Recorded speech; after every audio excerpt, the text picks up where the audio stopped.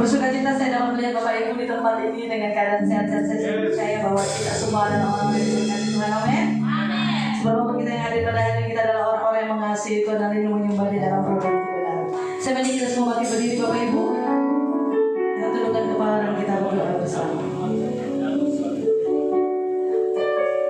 Ini setiap kami datang di hadapan-Mu Tuhan, membawa syukur dan sukacita kami di hadapan. Yang kami tahu Engkau ada bersama-sama dengan kami di setiap perjalanan hidup kami. Oleh sebab itu jiwa kami bersukacita dan mulut kami bersorak-sorai merayakan kebaikan Tuhan di tempat ini. Bersama-sama dengan rekan-rekan seiman kami, membawa korban nyanyian syukur kami. Biarlah menyukakan dan menyenangkan hati Tuhan. Terimalah setiap nyanyian syukur dan sembah yang kami bawa dengan segenap hati kami. Dan kami percaya ketika pujian dan penyembahan yang kami naikkan di hadapan Tuhan menyenangkan hati Tuhan. Engkau sendiri yang berdaulat atas setiap nyanyian dan pujian penyembahan kami. Dan kami terlalu percaya Tuhan, ada kelegaan, ada kelepasan, ada damai sejahtera, ada kekuatan dan sukacita yang mengalir dalam hidup kami, yang memampukan kami berdiri hari ini dan merayakan kebaikan Tuhan. Ini syukur kami, ini nyanyian kami. Datanglah kerajaan-Mu dan jadilah kehendak-Mu di bumi seperti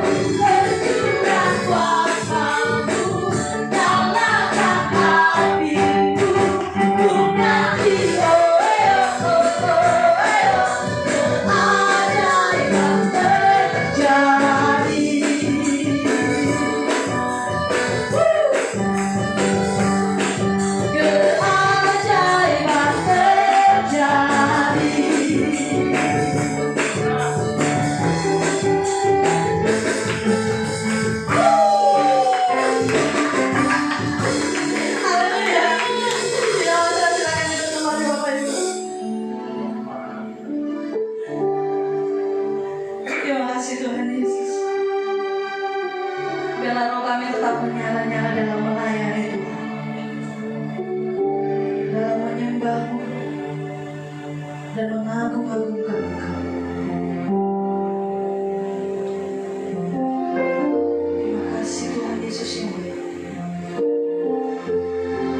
Kami yang haus akan hadir di tempat ini Tuhan. Terus bawa kami lebih dekat, semakin dekat. Kasih Tuhan.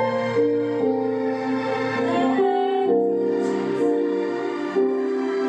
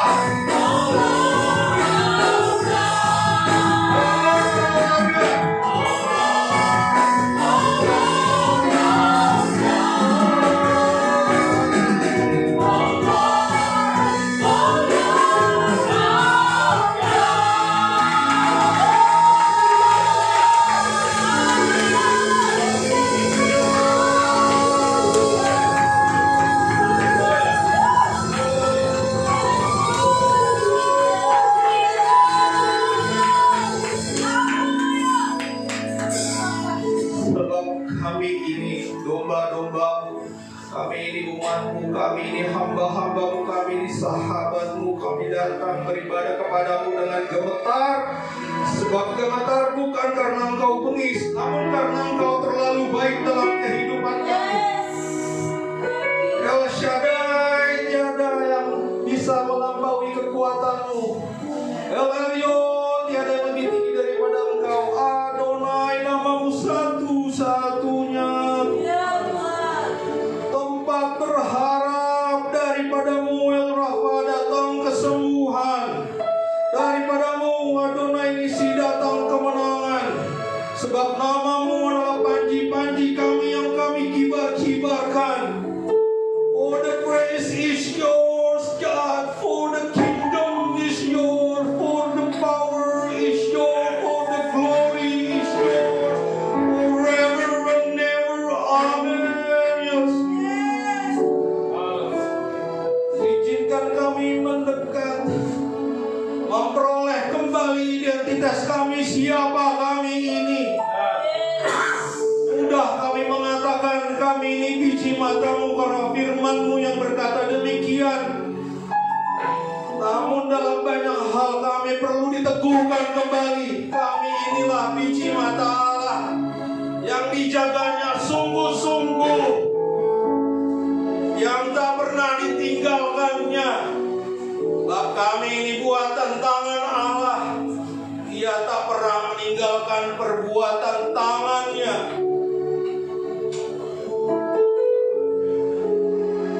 Tenang kami di dalam naungan sayap-Mu. Kami menembus awan kelabu apapun itu. Di bawah naungan sayap-Mu. Kami tidak punya penerang selain Engkau yang adalah matahari. Kami tidak punya tempat berteduh selain Engkau yang adalah kubu batu pertahanan kami. Namamu besar, namamu tinggi, namamu dimuliakan. Namamu memulihkan, namamu memberi petunjuk, namamu lah masa depan. El Shaddai Adonai. Terima kasih. Lawatanmu lembut membalut setiap luka. Lawatanmu perkasa menjebol setiap tembok kekerasan hati. Sebab Allah yang luar biasa melembutkan setiap hati. Daripadanya lah hikmat, sekalipun dunia menganggapnya sebagai kebodohan. Namun hikmat-Mu Tuhan, hikmat-Mu lah yang membebaskan. Amin. Terima kasih Tuhan.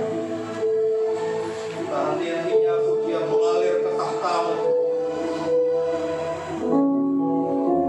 Terima kasih. Izinkan kami mencintai-Mu, mengasihi-Mu dengan segenap akal budi kami. Amin. Menerima kebenaran firman dan menyimpannya rapat-rapat di dalam hati kami untuk berakar, bertumbuh dan berbuah. Amin. Kami pasti berbuah oleh karena rahmat-Mu, bukan oleh karena kekuatan kami. Apapun itu, kami akan berusaha. Terima kasih Tuhan. Tolong kami, hamba-Mu yang menyampaikan, dan sahabat-sahabat-Mu yang mendengarkan. Domba-domba-Mu ini mendengar, mengenal suara.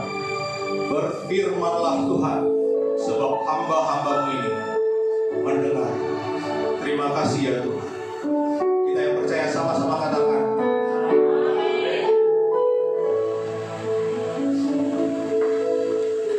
Shalom Bapak Ibu. Shalom. Terima kasih Bapak Gembala, Ibu Gembala yang sudah memberikan saya kesempatan untuk melayani Tuhan. Terima kasih tim pujian penyembahan, Ibu WL, tim musik, tak henti-henti melayani Tuhan dengan antusias, apapun kondisinya, apapun keadaannya. Sebab kita tidak mencari perkenanan manusia ya. Yes. Kita mencari semata-mata perkenanan Tuhan. Amin. Mau menderita kayak gimana, kalau Tuhan berkenan itu lebih lebih baik daripada kesukaan, tetapi Tuhan tidak suka. Ya, oke. Pada hari ini, bulan ini tuh kita banyak bicara tentang ketaatan. Ya, jadi di penutupan ini saya diberi tema yaitu menjemput kelimpahan dengan ketaatan. Jadi biar agak catchy gitu ya. Jadi khotbahnya saya kasih judul yang agak beda sedikit. Ya, ini judulnya. Tuhan bilang apa? Ujilah aku. Tuhan bilang ujilah aku. Biasanya kita yang bilang ya. Ya kalau kita yang bilang lagunya jadi berat tuh. Ujilah aku Tuhan. Nah sekarang gantian, Tuhan membuntur dari angkasa. Dia bilang ujilah aku. Wah ada apa nih? Ya, mari kita lihat ya. Ini QR code. Kalau mau lihat apa file PDF khotbah saya tinggal scan aja. Itu di situ ya. Nah saya undang, nggak usah deh. Saya bacakan yang kuning. Bapak Ibu Jemaat nanti bacakan yang biru, ya biar nggak terlalu panjang. Pembacaan kita sebetulnya diambil dari Maleakhi 3 ayat 10. Tapi biar saya ngasih latar belakangnya juga, saya ambil penuh dari Maleakhi 3 ayat 6 sampai 12. Jadi Bapak Ibu hanya baca yang ayat 10, sisanya saya yang baca. Maleakhi 3 ayat 6 sampai 12. Ayat 6, bahwasanya aku Tuhan tidak berubah, dan kamu Bani Yakub tidak akan lenyap. Ini pesan kuat itu sebetulnya. Tuhan sudah berfirman begitu. Jadi Bani Yakub tidak akan lenyap. Ya kita sih sudah tahu ya. Tuhan berfirman begitu. Sejak zaman nenek moyangmu, kamu telah menyimpang dari ketetapanku dan tidak memeliharanya. Kembalilah kepadaku, maka aku akan kembali kepadamu, firman Tuhan semesta alam. Tetapi kamu berkata, dengan cara bagaimanakah kami harus kembali? Bolehkah manusia menipu Allah? Namun kamu menipu aku. Tetapi kamu berkata, dengan cara bagaimana kami menipu engkau? Mengenai persembahan persepuluhan dan persembahan khusus, kamu telah kena kutuk, tetapi kamu masih menipu aku. Ya, kamu seluruh bangsa. Ya kita baca sama-sama 1, 2, 3. Bahwa seluruh persembahan persepuluhan itu ke dalam rumah mendarat, supaya ada persediaan makanan di rumahku, dan ujilah aku, firman Tuhan semesta alam. Apakah aku tidak membukakan bagimu tingkap-tingkap langit dan mencurahkan berkat kepadamu sampai berkelimpahan? Aku akan menghardik bagimu belalang pelahap, supaya jangan dihabiskannya hasil tanahmu, dan supaya jangan pohon anggur di padang tidak berbuah bagimu, firman Tuhan semesta alam. Maka segala bangsa akan menyebut kamu berbahagia, sebab kamu ini akan menjadi negeri kesukaan, firman Tuhan semesta alam. Ya demikian pembacaannya. Saya ulang lagi ya untuk mempertegas. Kita baca sama-sama Maleakhi 3 ayat 10. Bawalah seluruh persembahan persepuluhan itu ke dalam rumah perbendaharaan, supaya ada persediaan makanan di rumahku, dan ujilah aku, firman Tuhan semesta alam. Apakah aku tidak membukakan bagimu tingkap-tingkap langit dan mencurahkan berkat kepadamu sampai berkelimpahan? Nah ini 3 poin yang akan saya sampaikan dalam khotbah minggu ini. 1, pilihlah untuk berkenan kepada Tuhan, bukan manusia. Tema hari ini sebetulnya ketaatan. Jadi cuma dengan memilih berkenan kepada Tuhan kita mampu taat. Yang bikin kita susah taat itu karena selalu mikirin, aduh gimana kata teman, aduh gimana kata itu, aduh gimana kata ini. Padahal yang harus dipikir gimana kata Tuhan. Nah, itulah yang mendorong untuk taat. Selain dari itu bakalan susah. Kemudian ketaatan adalah kata kerja. Jadi harus dibiasakan. Nanti aja nunggu ikhlas, nunggu siap. Ya nanti sampai Tuhan Yesus datang ya. Nah yang ketiga, taat dalam hal kecil. Ya, segera, tidak menunda, dan mulai dari diri sendiri. Itu kunci ketaatan. Jadi ada 3 poin ini yang mengenai ketaatan. Kenapa dalam kehidupan ini kita masih taat? Kita kan punya kehendak bebas. Kita boleh berontak. Siapa yang paksa saya taat? Ya pemerintah lah. Kalau saya tidak bayar pajak dikejar. Kita bukan bicara masalah ketaatan itu ya. Tuhan nggak seperti itu sebetulnya. Ya, Tuhan betul-betul menyerahkan kehendak bebas mau taat atau tidak. Kemarin Ibu Gembala udah bagikan. Taat sama dengan berkat, tidak taat sama dengan kutuk. Emang begitu? Ya firman-Nya bilang begitu mau apa? Ya mau filsafat dunia mau terbalik kemana-mana, firman Tuhan bilang begitu. Ya mau gimana? Ya, mari kita percaya bahwa apa yang Tuhan sampaikan, Dia Bapa yang baik. Yesus Engkau Bapakku. Kalau darahnya Dia curahkan untuk beli kita, ya kali Dia mau dorong-dorong kita ke pagar duri. Gitu ya, jadi kenapa dalam kehidupan kita masih taat? Karena Tuhan yang menciptakan kita itu, Dia yang tahu tujuannya, Dia yang tahu rencananya, Dia yang tahu caranya. Makanya kita taat sama Tuhan, kita taat sama firman, karena kita nggak tahu di masa depan kita sesungguhnya bakal jadi apa. Oh kelihatan nih, ini anak kalau besar bakal jadi orang gede. Ya iyalah, nggak mungkin dia kecil terus. Ya, nah kita punya perkiraan, ya gimana kalau salah? Kan benar-benar kita nggak tahu persentase berapa, 100% masa depan itu kita nggak pernah tahu. Itu Tuhan yang pegang. Ya, mau kita terus melaju sampai akhir, mau kita murtad di tengah jalan juga Tuhan pegang. Makanya Tuhan bilang kepada Yudas, lebih baik seandainya engkau tidak dilahirkan, karena Tuhan tahu di depan pasti gugur imannya ini orang. Ya, bukan Tuhan yang menggugurkan imannya. Tuhan dalam kemahatauannya, Dia ngerti apa yang akan terjadi di masa depan, tapi Dia ngomongnya sekarang. Masalah Yudas gugur imannya itu pilihan dia. Itu pilihan dia. Dia memilih kayak begitu, bukan ditekan oleh Tuhan. Dia sendiri memilih. Tapi Tuhan Maha Kuasa, Dia tahu dari sebelum-sebelumnya. Jadi kita memandang begitu ya. Bukan lantas, waduh, mau masuk surga atau enggak itu terserah Tuhan. Kita bebas-bebas saja. Mana lagi kita tahu enggak? Kehendak bebas kita tetap menentukan. Oke. Tuhan tahu tujuan kita hidup, Tuhan tahu rencana kita, Tuhan tahu cara untuk mewujudkan tujuan dan rencana itu. Jadi sebetulnya nggak ada pilihan selain kita taat. Cuman Tuhan sudah ciptakan kita serupa dengan gambar, menurut rupa dan gambarnya, itu melibatkan kehendak bebas. Kita mirip dengan Tuhan karena Tuhan bisa memutuskan, kita juga bisa memutuskan. Bedanya Tuhan sanggup tidak berbuat dosa, sekalipun diturunkan jadi manusia. Nah kita yang butuh kekuatan itu ke sana. Jadi kita taat karena yang tahu tujuan dan punya rencana dan punya cara Tuhan. Jadi suka nggak suka taat kepada firman-Nya. Ini ya rencana Tuhan dalam kehidupan kita tuh apa sih? Nah dalam Matius 7 ayat 9 Tuhan bilang begini, Tuhan Yesus ya, perkataan saya kutip, adakah seorang daripadamu yang memberi batu kepada anaknya jika ia meminta roti, atau memberi ular jika ia meminta ikan? Jadi jika kamu yang jahat tahu memberi pemberian yang baik kepada anak-anakmu, apalagi Bapamu yang di sorga, Ia akan memberikan yang baik kepada mereka yang meminta kepadanya. Kita tahu rencana Tuhan pasti baik. Kenapa Tuhan bebaskan bangsa Israel dari Mesir? Supaya mati di padang gurun.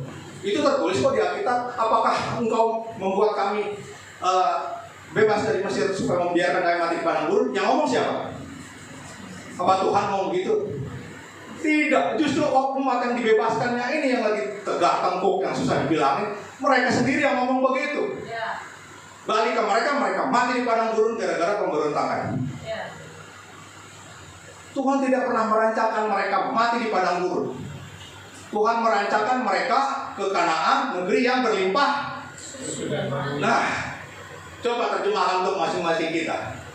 Kalau kita mendapati kehidupan yang seret hari-hari ini, itu yang Tuhan rancangkan. Kita positif thinking sama Tuhan? Tidak tentunya. Ya mesti ada jawaban. Entah kita sedang di padang gurun, entah kita sedang dibentuk. Tapi percayalah, dalam kehidupan saya saksikan Tuhan tidak pernah merancangkan yang aneh-aneh. Saya bersaksi Tuhan merancangkan hanya yang baik. Apakah rencana Tuhan itu mundur? Ya itu saya yang punya ini. Biasalah, namanya manusia. Jadi kegagalan itu bukan Tuhan yang gagal, ya. Manusianya ini nih. Jadi percaya Tuhan memberikan rencana yang baik. Kemudian cara Tuhan dalam kehidupan kita, ya. Ini Kejadian 50 ayat 20 tentang Yusuf. Udah dijual ke Mesir, udah mau dibuang, dibilang dibunuh, ke Mesir, masuk penjara. Pokoknya malam benar ini nasib Yusuf ini. Dan ketika dia jadi orang kedua setelah Firaun, sebetulnya raja de facto lah dia. Karena Firaun cuma punya tahta doang. Semua dikasih sama Yusuf. Enak memang dia, tipas-tipas Yusuf yang ngerjain semuanya. Dan ketika mereka kelaparan, mereka beli makanan ke Mesir, mereka datang ke Yusuf. Akhirnya Yusuf membuka identitasnya, ya. Akulah Yusuf yang kamu jual ke Mesir. Saudara-saudaranya takut dia akan balas dendam. Ini yang Yusuf bilang, memang kamu telah mereka-rekakan yang jahat terhadap aku, tetapi Allah telah mereka-rekakannya untuk kebaikan. Jadi cara Tuhan selalu kebaikan, dengan maksud melakukan seperti yang terjadi sekarang ini, yakni memelihara hidup suatu bangsa yang besar. Jadi setiap kita punya bagian dalam rencana besar Tuhan. Kita mencapai atau tidak kan pilihan di tangan kita. Pilihan itu akan kita ambil. Satu-satunya jalan hanya dengan taat. Taat akan firman. Gak ada firman berat, gak ada firman ringan. Sama, taat. Jadi mestinya gimana? Ya pandang tujuannya. Yang besar. Tujuan Tuhan dapat dari mana? Dari firman. Diskusi dengan saudara seiman, ngobrol-ngobrol sama gembala. Kemudian jalani rencananya Tuhan. Kemudian ikuti caranya. Sikapnya taat. Itu yang udah paling singkat. Nah, bagaimana proses menjadi taat? Ada proses? Ada. Ya. Tuhan Yesus mencontohkan Allah, dia Allah di surga. Yohanes 1 ayat 1. Pada mulanya firman, dan firman itu adalah Allah, dan firman itu ada bersama-sama dengan Allah. Baru dia turun ke dunia menjadi manusia. Jadi manusia kemahakuasaannya dia nggak pakai. Makanya dia 100% manusia, dia 100% Allah. Karena dialah Allah, tapi dia mengosongkan dirinya. Ya. Saya punya ilmu, tapi kalau saya diem aja, mau ditanya-tanya saya diem aja, dan itu ceritanya kira-kira seperti itu. Nggak keluar isi otak saya mengosongkan dirinya. Kuasa itu nggak keluar. Nah, Tuhan Yesus seperti itu. Kemudian dia merendahkan dirinya, dia taat sampai mati. Oh, itu Tuhan Yesus. Bagaimana dengan kita? Oke. Ini yang kita lakukan. Filipi 2 ayat 7 sampai 8. Menyangkal diri, memikul salib, mengikut Yesus. Oh, salah ini ayatnya. Ini perkataan Tuhan Yesus, ini bukan begitu. Maaf, saya nggak ganti-ganti. Ini perkataan Tuhan Yesus. Ya, sangkal diri, pikul salib setiap hari dan mengikut aku kalau kata Tuhan Yesus. Apa itu menyangkal diri? Nah, kita harus sadar bahwa segala yang kita terima itu kan usaha saya, itu kan kerja keras saya. Saya yang berdarah-darah sampai pada titik ini. Nah, jangan begitu. Kelihatannya benar, tetapi segala sesuatu yang saudara terima datang dari Allah. Nah, itu 1 Korintus 4 ayat 7 bahasa Indonesia sehari-hari. Segala hal yang kita terima datang dari Tuhan. Jadi ketika kita bekerja keras kemudian kita mendapat upahnya, karena kita melakukan bagian kita, baru Tuhan dengan kedaulatannya memberikan upahnya diterima seolah-olah melewati kerja keras kita. Banyak orang yang tiba-tiba dapat rezeki nomplok. Ya, orang menang lotre. Backgroundnya misalkan apa ya? Dia tunawisma, kemudian dapat lotre 500 juta. Masa dalam 2 tahun balik lagi jadi tunawisma? Tuhan kan baik berarti. Tetapi kebiasaan hidupnya nggak mendukung dia untuk dapat uang segitu. Jadi balik lagi ke kondisi mental yang sebenarnya. Mental tunawisma. Mau lewat 500 juta balik lagi ke sana. Ya, itu saya pernah baca kayak gitu. Jadi memang Tuhan mempersiapkan mental kita untuk mendapatkan berkat. Maka segala sesuatu sebetulnya datang dari Tuhan. Maka sangkal diri. Bagian kita tinggal bekerja keras, ikuti firman. Nah, bagaimana kok bisa menyangkal diri? Amsal 3 ayat 5. Percayalah kepada Tuhan dengan segenap hatimu. Terus dan jangan bersandar kepada pengertianmu sendiri. Nah ini yang bahaya nih. Saya kan pintar, saya juga baca firman kok, saya juga hafal firman kok. Kalau kayak gitu hati-hati ya, karena dekat sekali sama sombong. Jadi katakan saya masih banyak belajar, segala pengertian datang dari Tuhan. Ya, kita cuma melakukan bagian kita, baca kitab suci, doa tiap hari, puji tiap hari, sembah tiap hari. Nah, itu bagian kita, kerjakan itu. Baru kita dengan merendahkan hati, Tuhan, hikmat datang daripadamu, pengertian datang daripadamu. Jadi dengan menyangkal diri, kita bersedia mempersembahkan hidup. Hidup kan bukan hidup kita. Kita persembahkan. Tubuh, jiwa, roh bukan lagi punya kita, punya Tuhan. Jadi persembahkan yang terbaik. Ya. Dan tidak sekedar yang berwujud, persembahkan pula waktu kita untuk Tuhan. Lagi ibadah ya ibadah. Ya, jangan, maksudnya begini. Saya mantan GKJ ya, Gereja Kristen Jalan-Jalan. Nah itu masa lalu lah, masa lalu. Pilih ini karena lagu-lagunya keren. Nah, saya pikir dengan yang lagu-lagunya keren, saya dapat damai sejahtera. Ternyata enggak, yang saya dapat keren sejahtera. Senang kita, konser, karaoke. Kok kosong? Oh ganti. Minggu depan ke yang lain. Ini saya cerita saya. Dul, ya gak apa-apa ya, ngaku sedikit. Wih ini pendetanya keren ini. Namanya terkenal. Oh ya oke. Datang. Sampai khotbah. Wah iya.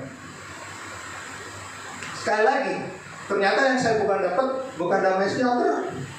Tapi saya masuk stand up comedy. Kalau ketawa terus. Ketika saya nggak dapat apa-apa, ya bukan salah pendeta. Sayanya tidak buka hati. Sayanya yang mau datang ke konser atau stand up comedy. Saya mau datang ke konser karaoke gratis. Mau sebagus apapun yang di depan, yang datang itu mau cari apa? Yes. Ketika saya bilang, ini jelek, itu nggak menyangkal diri. Karena itu namanya menghakimi orang. Yeah. Jadi dalam ibadah kalau kita datang, fokusnya cari Tuhan, yang lain nggak begitu penting. Yeah. Saya nggak bilang, kalau gitu yang khotbah jangan mempersiapkan diri. Oh enggak, yang khotbah urusannya sama Tuhan. Yeah. Yang memimpin di depan juga urusannya sama Tuhan. Jadi mereka pasti mempersiapkan diri yang terbaik. Semua yang datang juga harus mempersiapkan diri yang terbaik, karena kita semua ditonton sama Tuhan. Nah, kenapa bisa mikir ke situ? Harus lewat sadar diri. Kalau enggak, merasa harus dilayani. Ya enggak menyangkal diri. Jadi ketika memang waktu untuk Tuhan, full persembahkan untuk Tuhan. Itu gratis loh waktu itu.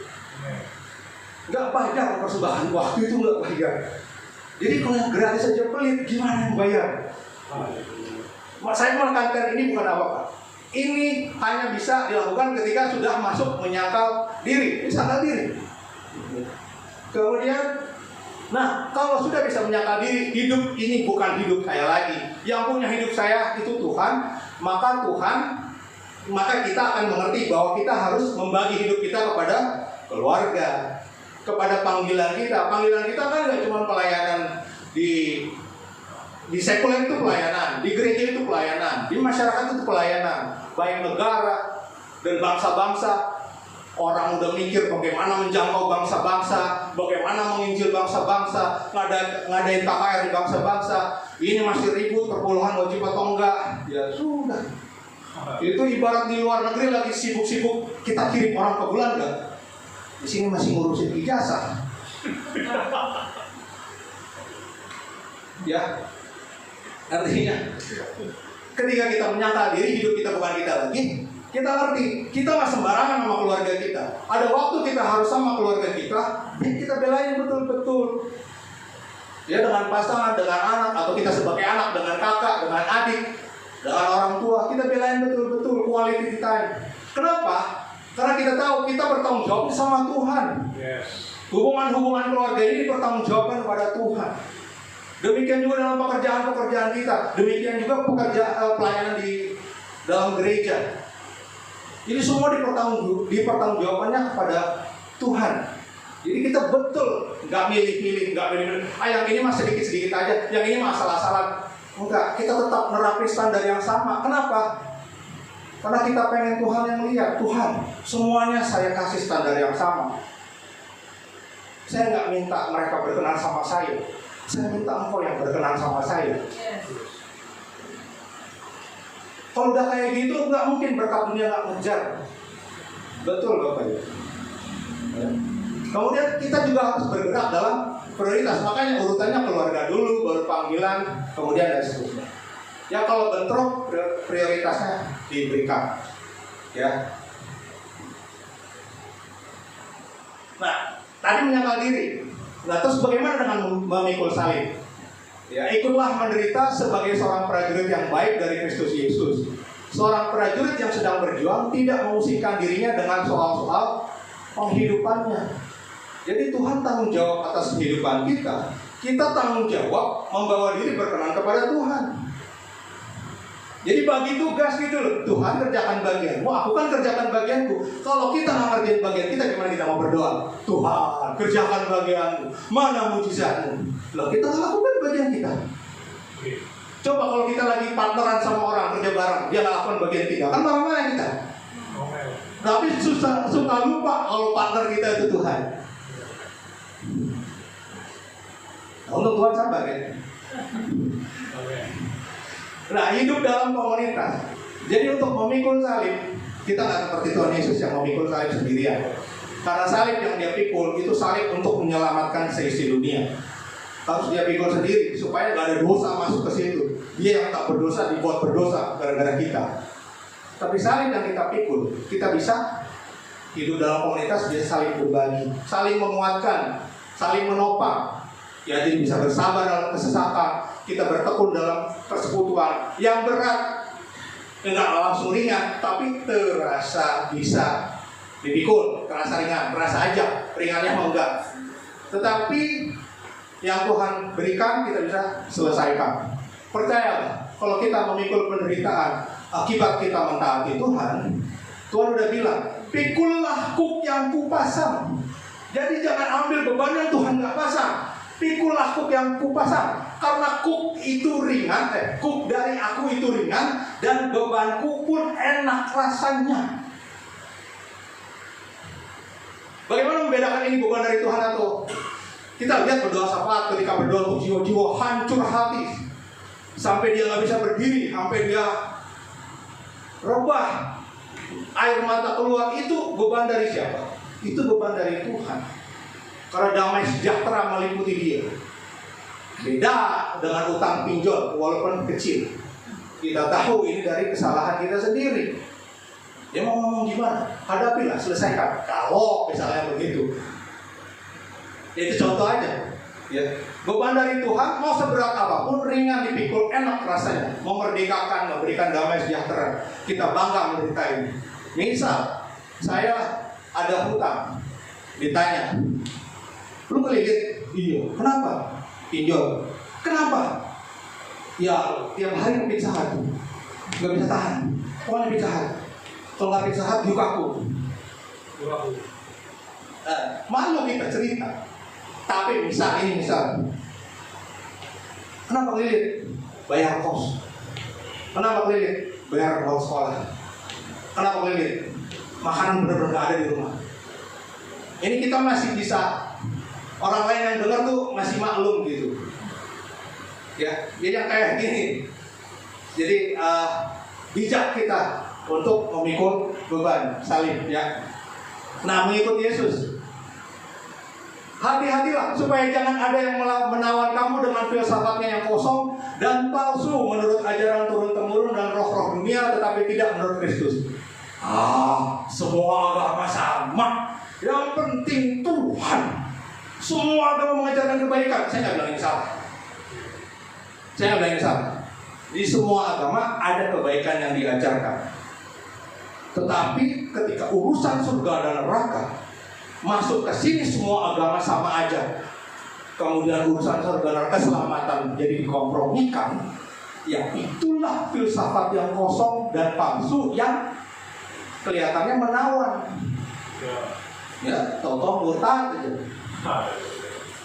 Ya karena logikanya ke bawah. Filsafat palsu yang menawan, menarik. Jadi tetap dalam komunitas, tetap dalam firman, ya, tetap dalam pertemuan ibadah. Itu mengikut Yesus supaya sekali Yesus tetap Yesus. Kenapa? Yesus satu-satunya jalan dan kebenaran dan hidup. Kalau ada jalan lain, terus buat apa martir-martir Kristen dari abad-abad dulu darahnya tercurah? Sampai di hari-hari ini belasan orang di Afrika, di Penggal, mereka nggak bikin pasukan untuk melawan baik loh. Mereka terima. Jadi darahnya itu adalah darah martir. Setiap darah martir tercurah di situ, Injil langsung subur. Nah makanya mengikuti Yesus itu Alkitab adalah ukuran, selalu kembali ke Alkitab. Ya. Dan jangan bersandar kepada pengertian sendiri. Ini lagi. Ya iya, kan saya korbannya dulu. Bersandar pada pengertian sendiri. Saya merasa saya pintar. Ya Tuhan permain-mainkan saya. Akhirnya saya mengerti. Oh ya sudah. Oke. Segala saya sekolah tinggi-tinggi ya saya lepaskan, saya anggap jadi sampah. Belajar lagi dari awal. Prinsip-prinsip kebenaran. Terima. Nggak suka tapi tetap terima. Nggak mau tapi tetap tahu. Nah, jangan pula mengandalkan manusia. Saya ikut Yesus karena si ini kenapa-napa gugur imannya. Ya. Yesusnya nggak salah. Jadi jangan mengandalkan manusia. Yeremia bilang terkutuk kalau mengandalkan manusia. Jadi jangan mengandalkan manusia. Kita sudah tahu kebenaran, kita andalkan Tuhan. Tuhan bergerak menurut ketertiban, gitu. Jadi tetap mengandalkan Tuhan di dalam ketertiban. Ya, kita menghormati yang lebih atas itu manusia, tetapi dia punya wibawa Tuhan. Dia punya otoritas Tuhan, lebih atasnya lagi. Tetapi ingat, andalkan hanya Tuhan. Jadi kita tidak tergantung. Saya lahir baru karena si A. Jadi mau si A kayak gimana? Ya sudah. Mungkin dia berproses. Tapi saya tetap fokus sama Yesus. Sekali Yesus tetap Yesus. Nah, saya undang Bapak Ibu untuk mengucapkan 3 pokok khotbah minggu ini. Yang pertama, pilihlah untuk berkenan kepada Tuhan, bukan manusia. Yang kedua, ketaatan adalah kata kerja, jadi harus dibiasakan. Yang ketiga, taat dalam hal kecil, segera tidak menunda, dan mulai dari diri sendiri. Nah, balik lagi. Ada apa di Maleakhi 3 ayat 10 tadi? Bawalah seluruh persembahan persepuluhan itu ke dalam rumah perbendaharaan supaya ada persediaan makanan di rumahku. Dan ujilah aku firman Tuhan semesta alam, apakah aku tidak membukakan bagimu tikap-tikap langit dan mencurahkan berkat kepadamu sampai berkelimpahan. Nah, dari ayat 6 seluruhnya sampai ke 12 itu isinya Tuhan komplit tentang umatnya. Ya, umatnya kenapa? Maunya mikirin diri sendiri saja. Tidak percaya pemeliharaan Tuhan, kemudian mengabaikan keperluan komunitasnya, masyarakat. Intinya tidak mau taat. Ya, perpuluhan itu hanya satu simptom, hanya satu gejala. Perpuluhan itu nanti akan saya uraikan. Dia bukan dia hadir di dalam rumah perbendaharaan Tuhan untuk membela kepentingan yang lebih luas. Nah ini gak mau hanya mikirin diri sendiri saja. Itu Tuhan komplain. Suasana ayat ini Tuhan marah-marah sebetulnya. Tapi seorang bapak yang marah-marah emang untuk menjerumuskan anaknya. Ya, bapak yang marah-marah sama anaknya karena dia tahu anaknya tidak mencapai apa yang semestinya. Makanya dia marah supaya anaknya balik. Ujungnya kan kelimpahan. Tapi umatnya kayak begitu. Jadi dia marahin. Kenapa? Karena sebel aja. Udah harusnya nyampe ke kelimpahan, masih muter situ-situ lagi. Itu sebetulnya hati Tuhan. Di balik kemarahannya, dia menunjukkan kecewaannya Karena ini mestinya berlimpah. Tapi gimana berlimpah? Masyarakatnya juga harus sejahtera. Nggak cuma dia doang. Ini mikirin diri sendiri. Maunya dia kaya sendiri, yang lain bodo amat. Ya susah. Nah, kenapa dengan persembahan persepuluhan di ayat tadi?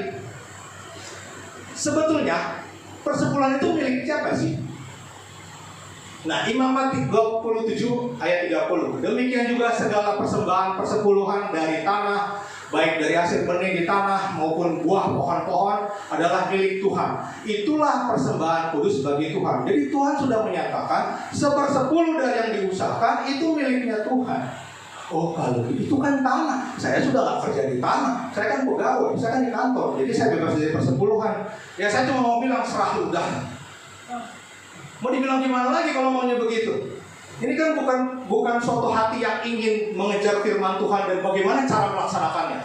Ini kan hati yang selalu mau menghindar, Ya mau dikasih pembenaran kayak gimana nggak akan masuk. Ya.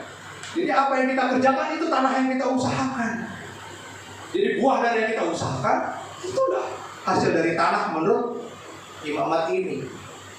Jadi itu milik Tuhan, itulah persembahan kudus bagi Tuhan. Jadi yang lebih tepat sebetulnya bukan membayar, tetapi kembalikanlah persepuluhan ke pemilik yang sebenarnya. Itu yang membedakan dari pemberian-pemberian yang lain. Nah, saya cari bentuk yang lain ya. Dari ayat 8, dapatkah manusia merampok Allah? Tadi kan kita baca menipu. Kok Allah ditipu? Seolah-olah kita lakukan sesuatu dia nggak tahu. Enggak dong, Allah tahu. Tapi ini umatnya Israel ini masih terus melakukan. Maka kata yang tepat adalah merampok. Jadi sebegitunya. Kalau kita mikir diri sendiri, nggak mikir Tuhan, dan itu ada milik Tuhan di dalam hidup kita. Bahkan kita dengan berani bilang hidupmu seluruhnya milikmu, tapi nggak mau mikirin Tuhan. Itu kan merampok jadi namanya. Ya. Namun kamu sudah merampokku. Akan tapi kamu bertanya, bagaimana kami telah merampok engkau dalam hal persepuluhan dan persembahan. Ini terjemahan Alkitab yang terbuka. Jadi melihat terjemahan yang lain, kita bisa melihat kata-kata yang lebih tepat. Kalau milik Tuhan, terus dipakai untuk apa? Nah, di Malaikat 3 ayat 10, supaya ada persediaan makanan di rumahku. Tuhan nggak bilang untuk memperkaya imamku, enggak. Supaya ada persediaan makanan di rumahku. Tuhan melayani umatnya dan kita kawan sekerja Allah. Nanti imam-imam Tuhan diberi tanggung jawab mengelola. Ya. Saya pernah, kalau misalnya ada yang mencurigai, ini kalau bayar persepuluhan nanti uangnya disalahgunakan. Kalau orang yang nggak tahu, bisa kita ceritakan, ini loh keadaan gereja kami. Ini loh, lihat. Oh, ngerti dia. Tapi kalau udah tahu masih ngomong begitu, waduh. Jadi yang tersinggung tuh intelektualitas saya. Ya. Emang kayak AC listrik semua ini pasti dia tahu dong berapa per bulan, masih bisa ngomong seperti itu. Jadi milik Tuhan dipakai supaya ada persediaan makanan di rumahku. Nah, makanan itu ya maksudnya dari kondisi dari keuangan yang dikumpulkan itu kan digunakan untuk pekerjaan pelayanan Tuhan. Kenapa begitu? Karena Tuhan hadir untuk melayani umatnya. Aku datang bukan untuk dilayani, tetapi untuk melayani dan memberikan diriku menjadi korban bagi keselamatan banyak orang. Tuhan melayani, maka rumah perbendaharaannya itu adalah sarana untuk melayani. Nah, supaya ada persediaan makanan, persembahan perpuluhan, itulah Tuhan perintahkan. Jadi tujuannya untuk menggerakkan bagaimana Tuhan melayani dan menggunakan kita ini loh yang di dalam gereja untuk pekerjaan-pekerjaan pelayanan Dia. Itu maksud Tuhan. Jadi dalam hidup kita bergerak bareng sama Tuhan.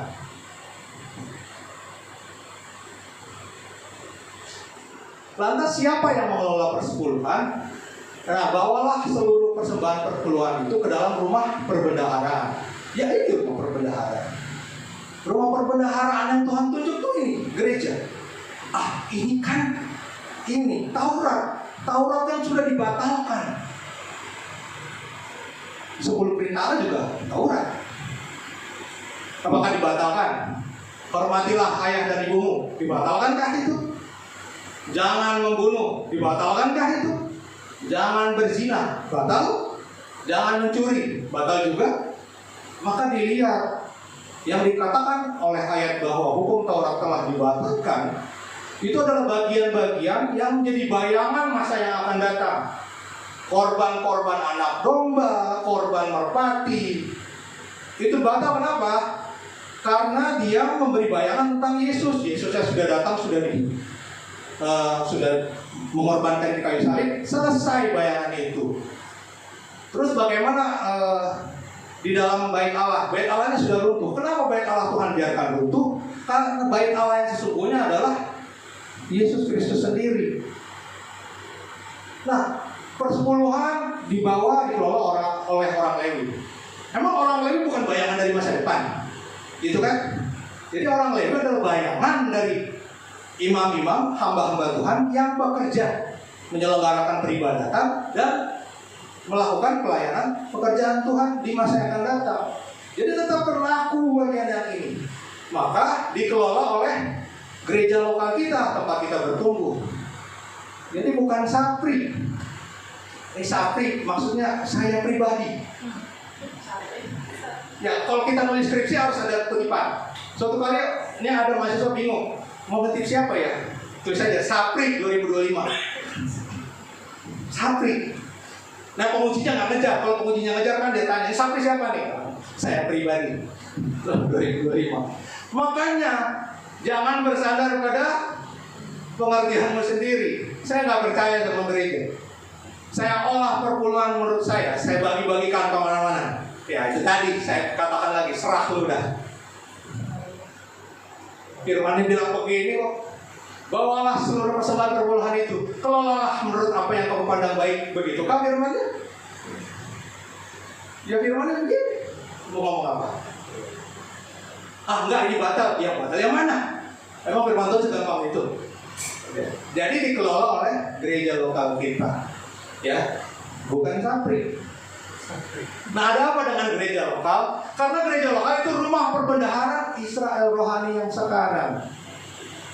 Ya, ada diakonia mengalir dari sini, operasional tempat ibadah mengalir dari sini, dan seterusnya. Ya. Jadi bukan gereja yang minta persembahan, Tuhan yang memerintahkan. Dan Tuhan memerintahkan gereja untuk mengelolanya. Bapak Ibu sekalian, saya bukan pendeta. Saya bicara dari sisi jemaat. Kalau disangka saya ngomong begini ada keperluan, enggak. Saya justru menyatakan bahwa saya menghidupi persepuluhan, bukan hidup dari persepuluhan. Saya hidup memberikan persepuluhan, dan saya bersaksi Tuhan tidak lalai dengan janjinya. Maka saya bagikan supaya kita semua mengalami kemerdekaan yang sama, berkat-berkat yang mungkin lebih dari saya, yang melimpah-melimpah lebih dari saya. Jadi saya ngomong dari sisi yang asing sekarang nih, kalau dicurigai. Saya ngalamin, mau apa? Nah, itu bercanda. Nah, gereja ditugasi menjadikan semua bangsa murid Kristus. Kan selalu deh, kalau untuk persembahan dia kokoh. 2 bulan yang lalu saya khotbah, begitu masuk persembahan dia kokoh. Si satu itu ya kan mencuri, datang untuk mencuri, membunuh dan membinasakan. Mana mau dia melihat kita ada dengan kelimpahan? Itu mungkin caranya. Nah, gereja lokal memenuhi kaidah organisasi yang memiliki manajemen dan penanggung jawab. Jadi transparan, akuntabel. Ya, jadi semua bisa akuntabel, memenuhi memenangkan kepercayaan kita. Kita tidak perlu takut. Gereja akan diaudit, gereja akan diminta pertanggungjawaban, gereja akan memberikan pelaporan. Apa yang harus ditakutkan? Kalau memang masalahnya adalah kecurigaan pada penyalahgunaan, selesaikan itu aja. Tanya baik-baik. Kenapa firman Tuhannya yang dibatal-batalin? Apa salahnya firman Tuhannya? Kalau yang dicurigai yang salah adalah pengelolanya, bertanya saja kepada pengelolanya. Masalahnya, jadi biasakan berpikir pada masalah, selesaikan di masalahnya. Bukan merambat kemana-mana, terus korbannya jadi kemana-mana. Itu dia dengan gereja lokal. Nah ini mitos yang salah. Lalai perpuluhan menyebabkan berkat terhambat. Bapak Ibu sekalian, Tuhan memberi berkat karena kita dikasihinya. Tuhan yang sama menerbitkan matahari bagi orang yang baik dan orang yang jahat. Bukan karena perpuluhan, bukan karena enggak. Ya, Allah memberkati karena perpuluhan, ini juga salah. Ya. Tapi itu yang bayar perpuluhan kok kelihatannya berkatnya bertambah-tambah. Ya itu kedaulatan Tuhan. Tuhan berdaulat menambah-nambah kepada siapapun. Lain nggak bayar perpuluhan juga bisa ditambah-tambah berkatnya. Ya. Cuma Tuhan bilang, kalau kamu menghilangkan dari hatimu cinta akan uang, jadi mengembalikan perpuluhan, memberikan persembahan-persembahan khusus, masa aku tidak memperhatikan hidupmu? Itulah kira-kira gambaran. Ya. Kemudian yang penting hati, bukan jumlah. Nah ini juga salah. Ya perpuluhan yang namanya perpuluhan. Saya kasih contoh. Saya mengadakan suatu pesta, katakanlah sunatan. Di tetangga saya ada Bapak A nih. Bapak A ini ya katakanlah orang yang agak-agak ODGJ, orang dengan gangguan jiwa. Dia hidup serampangan. Tapi begitu ada undangan, dia datang nih ke pesta saya. Bajunya sih nggak compang-camping banget, tapi itu yang terbaik yang dia punya. Dia ngasih amplop isi 2.000. Nah kasusnya tetangga saya, kita sering ngobrol, tolong-menolong. Ya saya tahu lah rumahnya misalnya gede, mobilnya ada banyak. Dia datang ke pesta itu, di dalam amplop ditulis nama dia. Dia kasih 5.000. Bagaimana coba? Yang satu ODGJ ngasih 2.000. Ini kan saya terharu ya.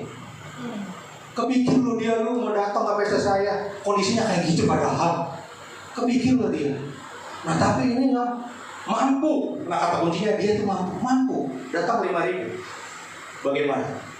Saya sih selaku yang nerima biasa aja. Kita nggak butuh pemberiannya, kita cuma butuh dia datang. Tapi kita ngelihat kepantasan gue ini bagaimana?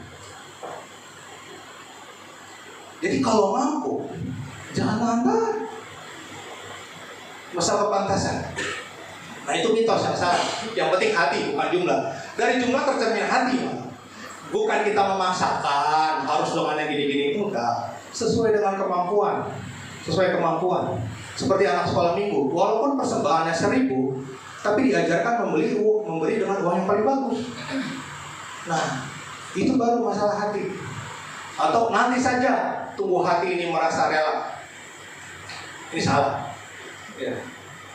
Kalau kayak begini saya terapkan ke anak saya, nanti aja dia punya kesadaran mandi sampai hatinya rela. Keburu kudis dia. Kalau bangun nggak langsung mandi. Kalau kita bangun kita langsung mandi karena kita tahu kita butuh mandi. Nah kita tahu anak kecil juga butuh mandi. Tapi kita nggak bisa nunggu dia rela. Demikian juga kita dalam ketaatan, salah satunya persembahan. Jangan tunda-tunda. Kalau nunggu rela, kita ajarkan diri kita untuk rela. Saya harus segini. Awal-awalnya berat, lama-lama biasa. Baru rela itu muncul dengan kepantasan. Gak bisa kita pasrah. Kita pasrah mendidik diri sendiri. Jangan kita pasrah, tapi didiklah diri sendiri. Kalau nggak ada yang mendidik diri kita sendiri, nggak ada yang akan melakukannya untuk kita. Oke, saya skip dulu. Nah, bagaimana supaya tidak lalai persembahan? Ini soal masalah finansial. Ya, ada paling tidak saya bisa lihat satu, salah prioritas.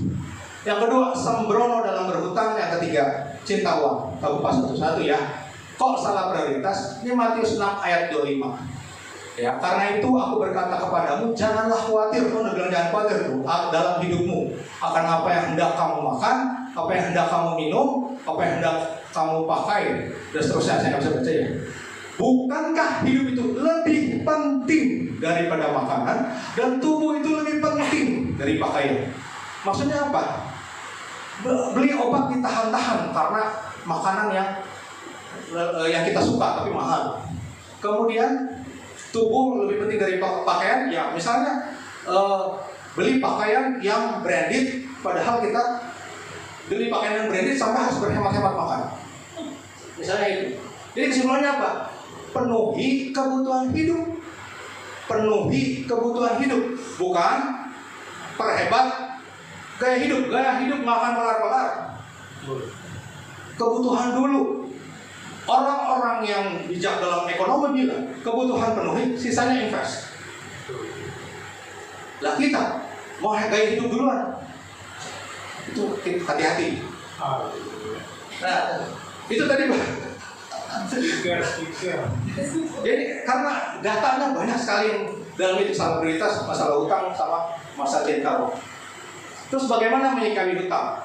Nah, firman Tuhan, Alkitab dalam Roma 13 bilang, janganlah kamu berhutang apa-apa kepada siapapun juga. Ini intinya di situ. Nah, latar belakang Paulus tulis itu, di masa itu kalau terlilit hutang, maka seseorang akan menyerahkan diri jadi budak. Jadi jangan berhutang, biar jangan lilit, biar jangan jadi budak. Nah, zaman berubah, makanya firman ini harus dilihat konteks. Nah, konteks dari zaman ini, hutang bukan lagi penyebab seseorang diperbudak. Jadi hutang udah jadi alat instrumen finansial. Jadi hutang sudah harusnya jadi hal yang biasa aja. Maka jauhi hutang konsumtif. Ya. Kita mengorbankan banyak hal, misalnya untuk perhiasan. Kalau perhiasan jadi alat investasi mah nggak apa-apa ya. Tapi perhiasan untuk pamer doang, dijual kembali juga nggak bisa. Nah, ini salah. Bila perlu hanya untuk utang produktif. Contohnya gimana? Contohnya begini, utang produktif. Misalnya Bapak Ibu Gembala, para pelayan, itu kalau lagi dipanggil pelayanan kadang nggak kenal waktu kan, bisa subuh, pulangnya bisa jam berapa aja. Nah, itu kalau beli kendaraan atau mencicil kendaraan, itu utang produktif. Kenapa? Walaupun tidak memberikan penghasilan secara langsung, tapi dia memenuhi panggilan Tuhan. Dia memperlancar panggilan. Itu hutang produktif. Apalagi hutang kendaraan kemudian difungsikan jadi taksi online, ojek online. Itu hutang produktif. Jadi pendapatannya membayar sendiri cicilannya. Jadi seolah-olah nggak berhutang itu. Lihat dari gambar besarnya. Jadi cicilannya membayar sendiri. Pendapatannya membayar sendiri cicilannya. Ya. Tapi kalau utang konsumtif yang kita pakai untuk ya kasarnya foya-foya lah. Ya udah celaka lah kalau kayak begitu.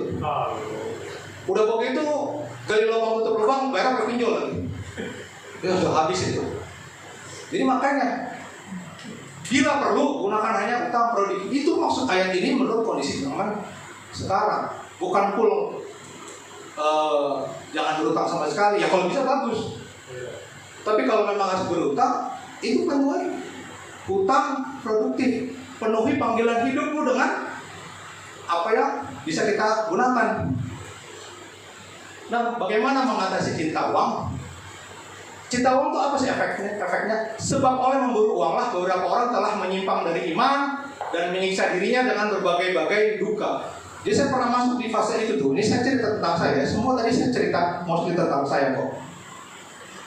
Kalau melihat tabungan gaji masuk ping naik, ada pendapatan masuk ping naik, supaya senang ya. Jadi saya mengalami cinta jumlahnya harus naik. Nah, itu sebetulnya bibit-bibit cinta uang. Coba alasan koruptor yang ketangkep itu nggak akan ngaku, tetapi pengadilan gitu. Nah, kan kalau persembahan gitu lagi. Alasan mereka apa alasannya? Cukup, rumahnya cukup, semua cukup, nggak kelaparan. Kenapa sih korupsi? Cinta akan uang, nggak puas. Maka mengatasi cinta uang, awasi sumber pendapatan kita dengan tegas tolak pemberian yang Tuhan tak berkenan. Jangan dikejar. Tapi berat Pak. Ya, pilih aja. Mau perkenan Tuhan, perkenan manusia. Perkenanan Tuhan mau seberapa berat akan membebaskan kita di hari depan. Perkenanan manusia kita nggak tahu. Ya, Bekerja sama untuk suatu kejahatan, siap-siap aja. Begitu ketangkep, selamatkan diri masing-masing lah. Nggak mungkin kita sahabat kental. Kita bersahabat dari SD. Kita kan preschool bareng. Kita kan PAUD bareng. Nggak mungkin. Pasti selamatkan diri masing-masing. Berat. Kalaupun sudah terjebak, ya saya nggak menghakimi sih. Saya cuma bilang, kalau kita berani bayar harganya, saat itu lepaskan semua pendapatan yang tidak berkenan pada Tuhan. Sial-sial jatuh miskin itu jatuhnya menderita sebagai seorang Kristen. Tuhan akan bela firman-Nya nih ya.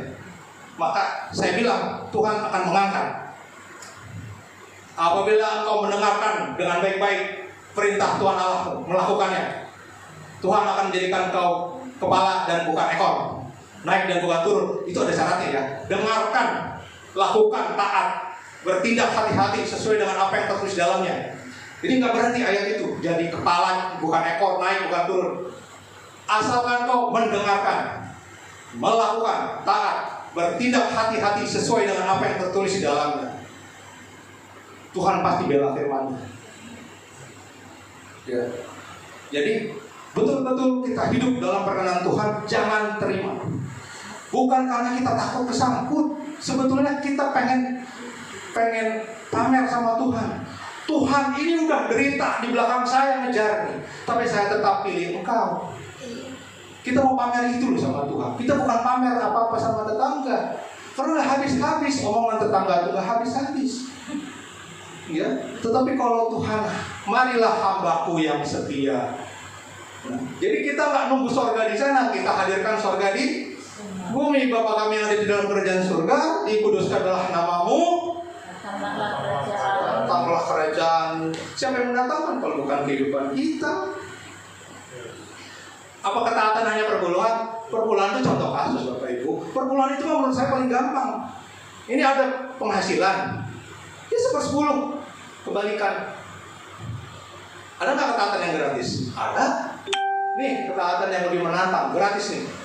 Tetapi aku berkata kepadamu, kasihilah musuhmu dan berdoalah bagi mereka yang menganiaya kamu. Gratis nih. Gampang nggak? Gampang nggak? Gratis tuh. Katanya perpuluhan bayar. Ini nih, gratis nih.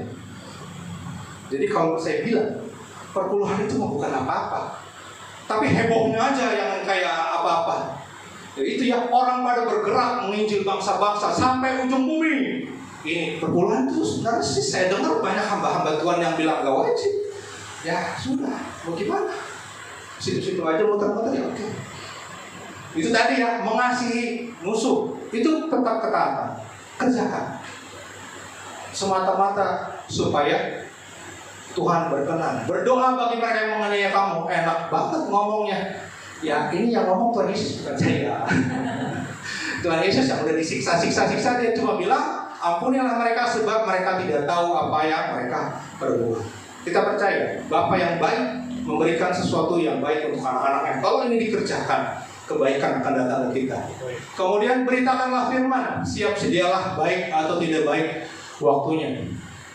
Saya nyiapin khotbah ini sebenarnya takut-takut ya. Tapi begitu Tuhan kasih tahu ini, ya sudah. Ya saya bukan siapa-siapa, mau diapain silakan aja. Saya kan paling bawah, diinjak kemana lagi. Tapi ketika kita mengerjakan firman, Tuhan berkenan, sudah saya nggak harap apa-apa. Saya minta diberkati. Saya cuma selesaikan tugas saya aja. Ya, karena dia udah selesaikan tugasnya kok. Dia udah bayar saya tunai dengan darahnya. Ngapain saya nuntut-nuntut apa-apa lagi? Biasa aja. Jadi ya siap resikonya. Beritakanlah firman, siap sedialah baik atau tidak baik waktunya. Nah, ini coba tuh. Sanggup nggak persepuluhan 7 juta? Udah kayak kuis aja. Hadiah. Ini ngasih nih persepuluhan 7 juta. Sanggup nggak?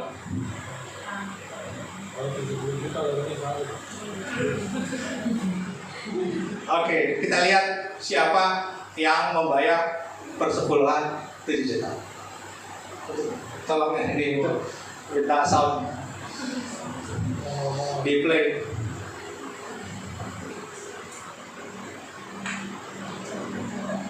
Ada tombol play-nya.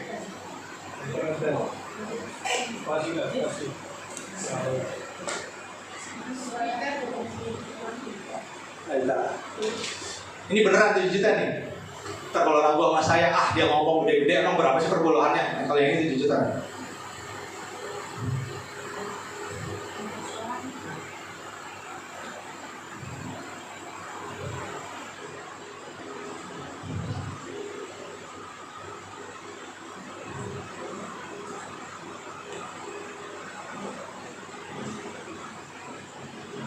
Bisa? Atau kalau nggak di monitor ya? Bentar. Oke. Bisa? Iya, bisa.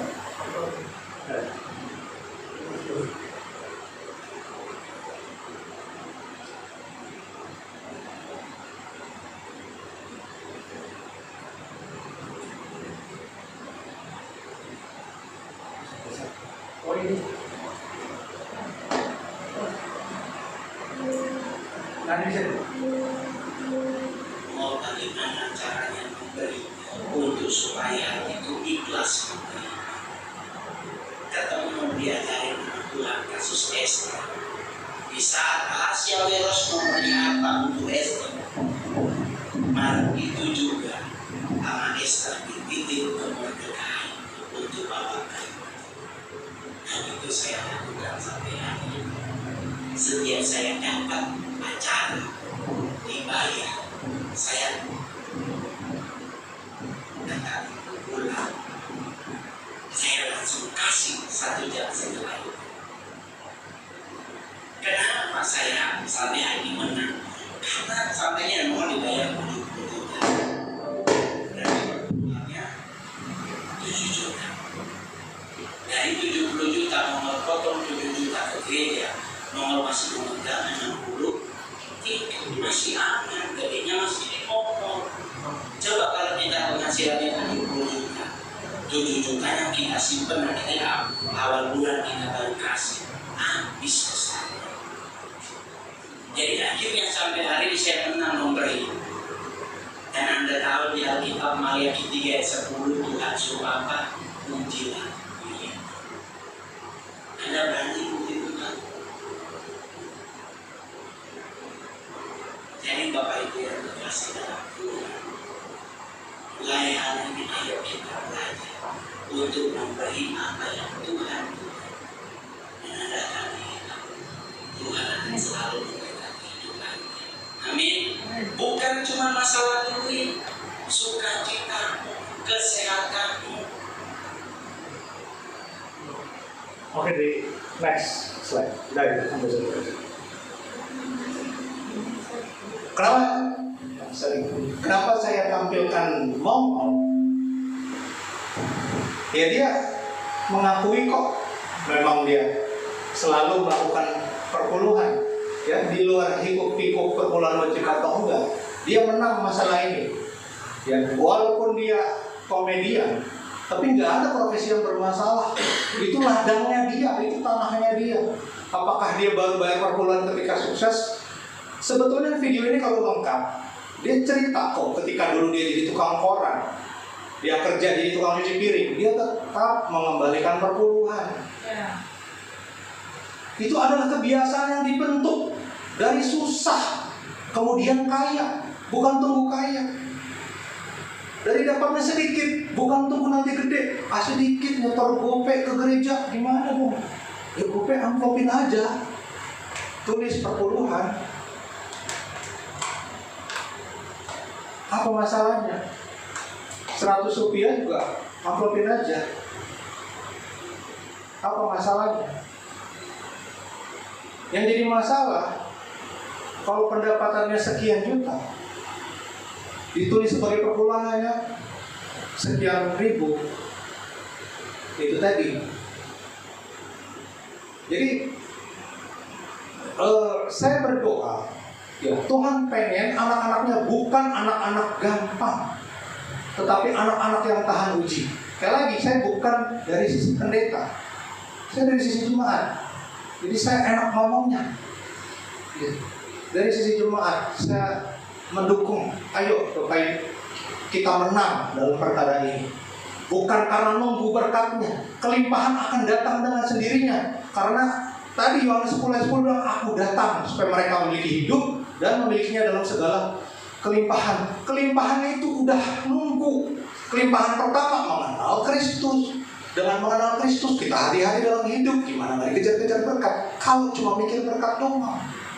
Masalah hidup kita kan nggak mikir berkat. Bagaimana kita berdampak untuk orang lain? Bagaimana kita berbuah? Nah, terus bagaimana kita mengatasi masalah-masalah? Tadi sudah saya contohkan beberapa. Ya nanti kalau ditanya, Pak, yang real dong solusinya. Ya itu yang tadi yang real. Lepaskan hutang-hutang yang konsumtif. Aduh Pak, tapi gimana? Ya pilihan jadinya. Kalau nggak dilepaskan kan jadi berat. Ya sudah, ya teguhkan diri aja, hadapi beratnya. Itu kalau memang itu alasannya.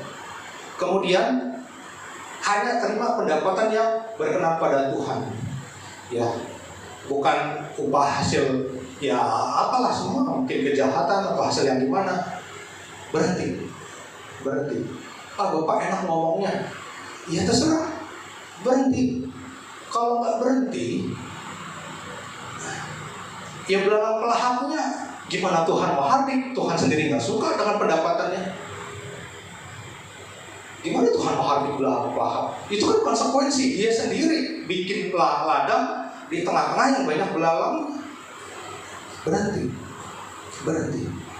Kalau naik kereta, udah tahu salah naik kereta, turun di stasiun langsung kita sadar, turun. Jangan tunggu lebih jauh lagi. Lebih jauh lagi, baliknya lama, harganya akan lebih mahal. Ya, oke, yang terakhir kita ulangi 3 khotbah ini.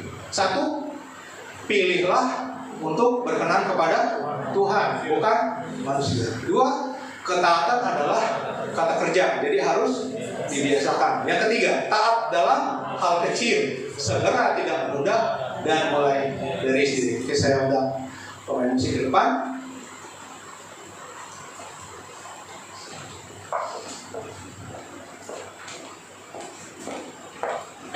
Next, slide berikutnya.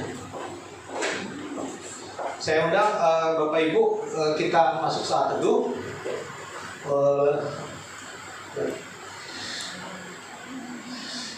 Lagi berikutnya, next.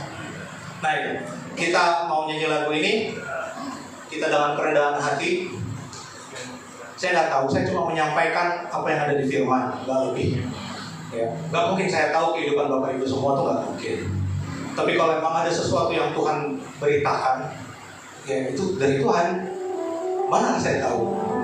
Mari sekarang kita dengan kerendahan hati kita minta Tuhan ajar kita.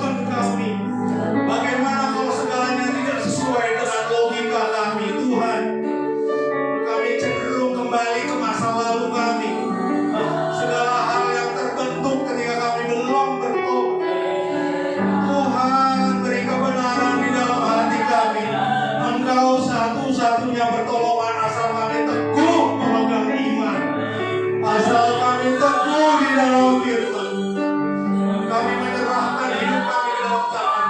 Jadikanlah apa yang Kau pandang baik, Tuhan.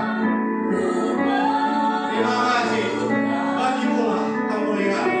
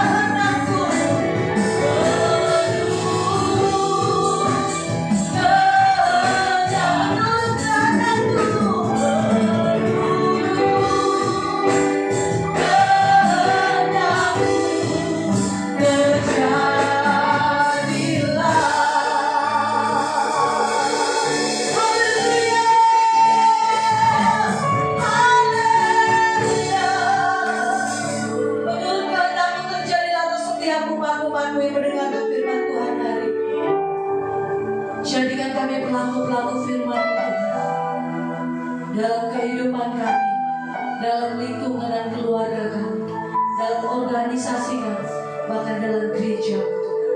Terima kasih Tuhan Yesus yang baik. Kau berkati hamba-Mu secara luar biasa, Mbak Jenny Mulyadi Tuhan, dengan segala anugerah dan kelimpahan yang daripada Tuhan. Terima kasih Tuhan Yesus yang baik. Sebentar juga kami rindu memberkati pekerjaan Tuhan di tempat ini dengan persembahan. Kau berkati tangan-tangan yang memberi dengan bersuka cita Tuhan. Kami tahu kami memberi karena Kau lebih dulu memberkati setiap kami. Jadi kami berkati pekerjaan Tuhan di tempat dengan persembahan. Engkau Tuhan yang memberkati kami berlipat-lipat kali ganda dalam pekerjaan, usaha, sekolah, bahkan apapun yang kami lakukan. Tuhan buat berhasil bahkan beruntung. Terima kasih banyak Bapak di surga. Ini ucapan syukur kami yang kami bawa dengan penuh sukacita. Mari kita guys memberi persembahan sama-sama katakan amin.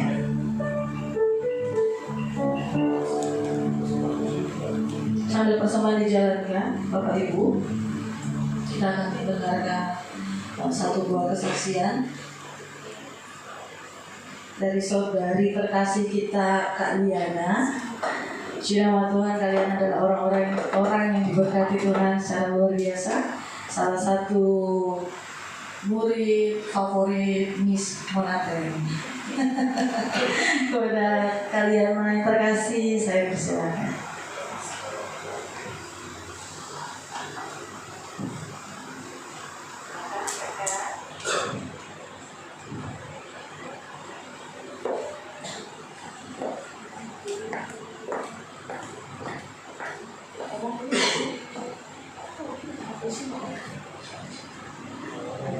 Shalom Bapak Ibu Saudara. Shalom. Di rumah juga yang menyaksikan dari live dan juga yang di sini.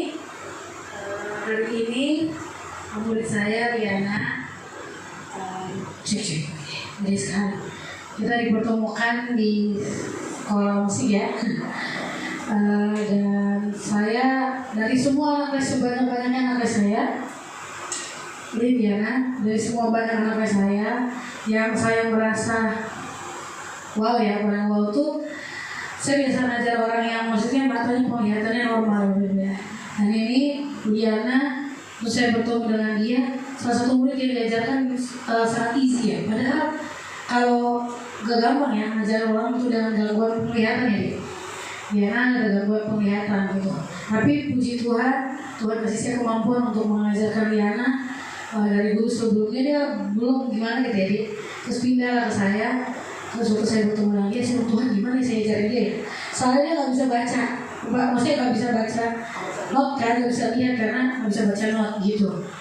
Ya, saya tanya Tuhan setiap hari semua nama-nama saya sebutin dalam doa saya. Salah satunya Liana juga, saya bilang Tuhan beri saya kemampuan agar Liana bisa ngerti waktu saya ngomong. Karena saya ngajarin harus dengan ngomong kan, di kuping kasih tahu kuncinya ini, akornya ini, maksudnya notnya ini ya gitu. Dan puji Tuhan selalu beri saya kemampuan, beberapa gak sampai bulan lah. Liana salah satu bukti cepat mangkat itu begitu saudara. Dan saya hari ini kasih kesaksian untuk bersaksi untuk mewakili Liana ya, untuk kemuliaan Tuhan gitu, semua untuk kemuliaan Tuhan ya. Untuk juga Bapak Ibu yang punya anak, mungkin dari sini ada anak saya juga kan, ada 2 di sini, Chris dan Elo. Walaupun mereka umur masih kecil-kecil ya, masih muda. Liana juga udah umur berapa deh? 25 ya? Mau 26 gitu kan. Tapi ketika kita punya hati untuk belajar musik gitu, gak ada yang terbatas kalau kita mengandalkan Tuhan gitu. Dan puji Tuhan, salah satu murid saya yang luar biasa, saya juga gak pernah mikir waktu kalau musik tuh sampai kaget semua. Itu gimana ngajarin orang yang gak bisa baca piano gitu kan, baca not gitu. Ya itulah Tuhan yang kasih saya kemampuan untuk mengajarkan ini beberapa bulan. Masuk Liana itu Februari kan, saya terus akhirnya masuk ke private gitu. Nah saya juga puji Tuhan, dan saya merasa terberkati juga. Saya ajar Liana, saya juga diberkati kan. Wow, saya bisa ngajarin. Saya ditanya sama dia berulang kali, kita di mana ya? Kan kamu gak bantu sih ya, maksudnya gitu ya. Kelihatan cuma berapa persen deh? 10%. Yang mana aku udah mulai mulai gitu loh. Mungkin sedikit tambah dari aku. Aku mengalami sakit glaukoma selama 13 tahun, kurang lebih 13 tahun. 2013 aku SMP kelas 1 kelas 2. Sebelumnya emang aku udah habis dari TK, udah pakai kacamata. Tapi faktor utamanya mungkin karena aku ekskulnya bola basket, jadi kena mata. Itu yang mengakibatkan saraf mata aku meningkat. Kalau menurut dokter itu glaukoma itu tekanan bola mata yang meningkat dari normalnya. Misalnya normalnya manusia itu tekanan bola matanya 15, tapi waktu itu aku menyampai 50. Dan di saat itu rumah sakit memutuskan aku untuk segera operasi. Aku udah menjalani operasi, mata kanan dan mata kiri dua-duanya langsung. Dan puji Tuhannya, Tuhan selalu menyertai aku selama 13 tahun ini dengan kebaikan Tuhan. Dan ini kesaksian yang untuk aku pribadi.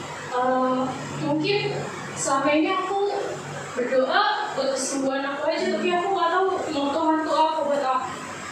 Aku nggak tahu kenapa Tuhan belum sampai saat ini belum bisa menyembuhkan aku. Belum waktunya Tuhan untuk aku bisa melihat. Ini aku dapat jawaban dari Tuhan. Kalau Tuhan mau, aku tuh lebih setia lagi sama Tuhan. Aku lebih taat lagi pada Tuhan.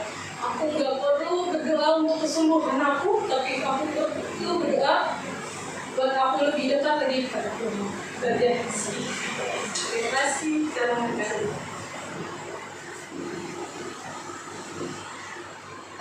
Sosial media ini memberkati loh. Saya kalau ngajar itu suka cita aja, kebayang-bayang kalau hari Senin tuh udah pulang ngajar di sekolah terus langsung ke private dan perlu hubungannya di sini. Saya kebetulan kamu bersaksi loh, kamu anak yang luar biasa dan semua anak SMIS kamu yang luar biasa. Karena saya juga ngerasain ngajar dia tuh udah luar biasa ya, Bapak Ibu itu kesaksian dia. Karena juga kalau saya jago begini main musik sambil tutup mata biasa Bapak Ibu.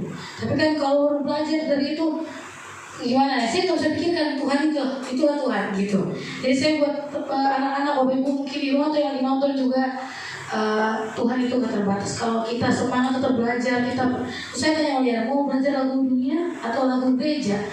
Lagu gereja aja mis, aku mau buat memuji Tuhan aja. Ya saya nggak kasih yang biasa-biasa waktu itu. Puji Tuhan, aku senang banget. Oke, aku kan kasih kunci-kunci yang luar biasa walaupun dia belum pelayanan sampai hari ini.